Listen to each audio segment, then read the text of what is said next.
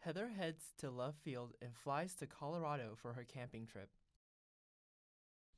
Upon landing in Colorado Springs, she hops in her rental car and texts her family to confirm that she's safe and off to her campsite. After finding the perfect, secluded campsite in the Rocky Mountains, she sets up camp. Heather then checks her phone and discovers that she has no cell service. She doesn't panic though, because she brought her GoBuddy with her. She checks her satellite coverage through the app and notices that she has good connection.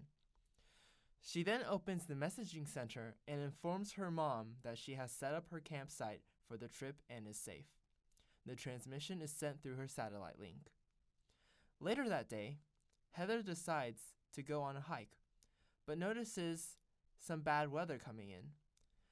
She opens the GoBuddy app and is able to see that a thunderstorm will be passing through the area.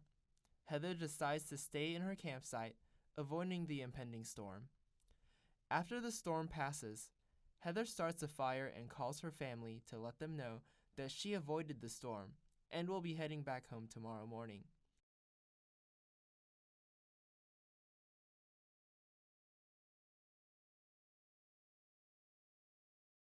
The next day, after her early morning hike, Heather stops and sits down for a breather. She decides to let her GoBuddy charge in the sun while she flips through her photos.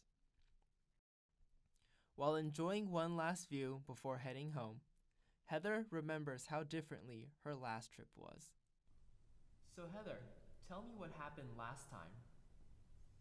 Well, I was camping in Arizona and I was on a hike and I actually became severely dehydrated, so I was unable to hike back to safety. So how did the rescuers find you? My phone case actually converts my phone into a satellite phone, and the case itself has a GPS beacon as well, so I was able to call for help. I never actually intended to use the SOS button, but this time it really helped me out of a sticky situation. It's a travel essential.